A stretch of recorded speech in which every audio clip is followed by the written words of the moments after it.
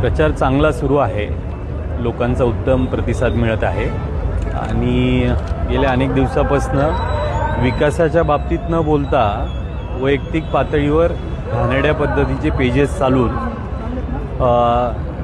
एक चुकीच्या पद्धतीचा प्रचार केला जातो आहे. स्वतः खुर्चीवर बसले असताना आपण काय विकास कामं केली हे न सांगता चुकीच्या पद्धतीने मीम्स बनवून घाणेरडे पेजेस चालून वैयक्तिकरित्या टीका केली जाते. त्याला 90% भाग हा माझ्या वडिलोपार्जित जमिनीचा आहे. माझं ॲफिडेविट तुम्ही पाहू शकता. माझ्या वडिलोपार्जित उभ्या असलेल्या इमारतींच्या ह्या सगळ्या किंमती आहेत. त्याच्यातलं बाहेरचा नवीन परराज्य इतर राज्य अशी कुठलीही संपत्ती नाही आहे.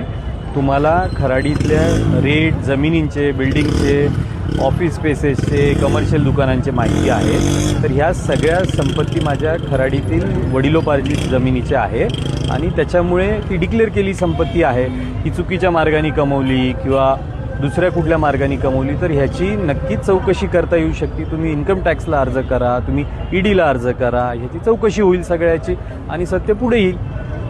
दादा, बापूसाहेब पठारे तुतारीत किंवा राष्ट्रवादीचा ते प्रचार करत नाही आहे असं म्हणतात की ते स्वतंत्र घरोघरी जाऊन तुमचाच प्रचार करतात आहे. तर ते स्टेजवर दिसत नाही का ते बाहेर दिसत नाही असं नाही आहे. ते कुठेही भारतीय जनता पार्टीचा प्रचार करत नाही आहे. ते त्यांच्या पक्षाच्याच कामामध्ये इन्व्हॉल्व आहेत. ते पक्षाच्या मीटिंग अटेंड करतात. ते त्यांनी अनेक ठिकाणी त्यांच्या पक्षाच्या मुळात त्यांच्या पक्षाच्या लोकांना उमेदवारीच दिल्या गेली नाही आहे. त्याच्यामुळे त्यांच्या पक्षाचे जिथे उमेदवार असतील ते तिथं प्रचाराला जातील. ते येरवड्यामध्ये जातात. ते उद्या देखील ते येरवड्यामध्ये प्रचाराला जाणार आहे. जिथे त्यांच्या पक्षाचा उमेदवार नसेल तिथे त्यांनी का प्रचार करावा.